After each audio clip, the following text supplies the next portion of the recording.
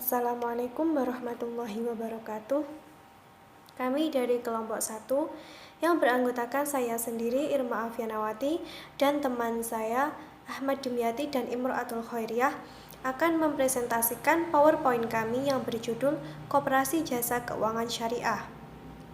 Yang pertama, pengertian Koperasi Jasa Keuangan Syariah. Koperasi Jasa Keuangan Syariah atau yang disingkat KJKS lebih dikenal dengan nama Koperasi Syariah. KJKS adalah koperasi yang kegiatan usahanya bergerak di bidang pembiayaan investasi dan simpanan sesuai dengan pola bagi hasil atau sesuai dengan syariah.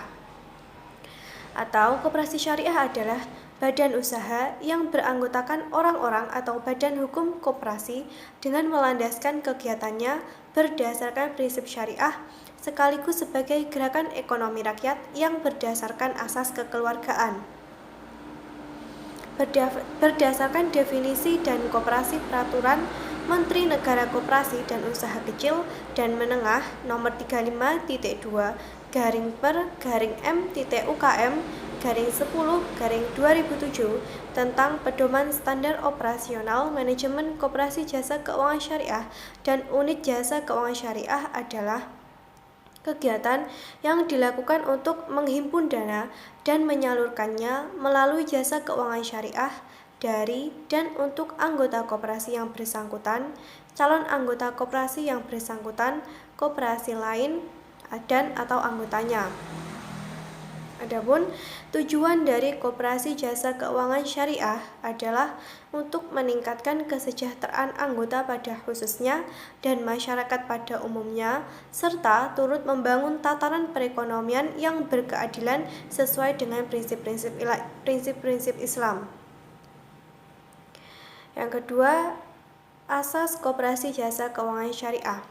Asas KJKS ada dua, yaitu asas kekeluargaan dan asas gotong royong. Asas kekeluargaan yaitu adanya kesadaran dari hati nurani setiap anggota koperasi untuk mengerjakan segala sesuatu dalam koperasi oleh semua dan untuk semua. Jadi bukan oleh seorang untuk semua, tapi dari semua untuk seorang. Yang kedua yaitu asas gotong royong. Dalam koperasi mengandung arti bahwa dalam berkoperasi harus dimiliki keinsyafan dan kesadaran, semangat bekerja sama, serta memiliki tanggung jawab bersama. Prinsip-prinsip dasar koperasi syariah antara lain yang pertama, larangan melakukan perbuatan maisir, yaitu segala bentuk spekulasi judi atau gambling. Yang kedua, larangan praktek usaha yang melanggar kesusilaan dan norma sosial.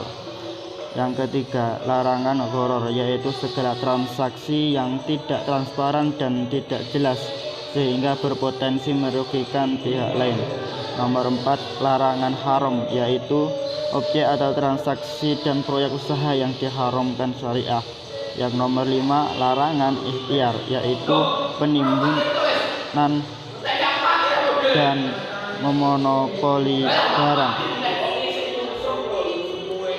Yang keenam, larangan melakukan usaha yang dapat merugikan individu atau masyarakat. Yang ketujuh, larangan adanya riba. Subbab berikutnya yakni perbedaan KJKS dan BMT. Koperasi syariah sebenarnya hampir sama dengan BMT atau Baitul Mal wa Tamwil. KJKS hanya terdiri dari satu lembaga saja, yakni koperasi yang dijalankan dengan sistem koperasi simpan pinjam syariah. Sedangkan BMT sendiri terdiri dari dua lembaga, yakni Baitul Mal dan wa Tamlil, yang berarti lembaga zakat dan lembaga keuangan syariah. Mekanisme operasional BMT.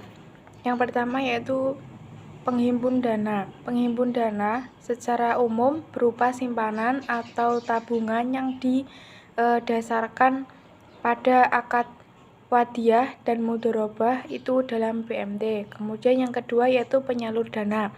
Produk penyalur dana yang digunakan dalam BMT adalah murabahah dan musyarakah. dan juga hard. Kemudian yaitu bagi hasil atau mudhorib, yaitu menerima pendapatan bagi hasil atau margin ataupun jasa. Kemudian yang keempat yaitu bagi hasil sohibul mal, itu pembayaran bagi hasil tergantung pendapatan yang diterima. Kemudian mekanisme operasional KJKS. Yang pertama yaitu simpanan mudharabah.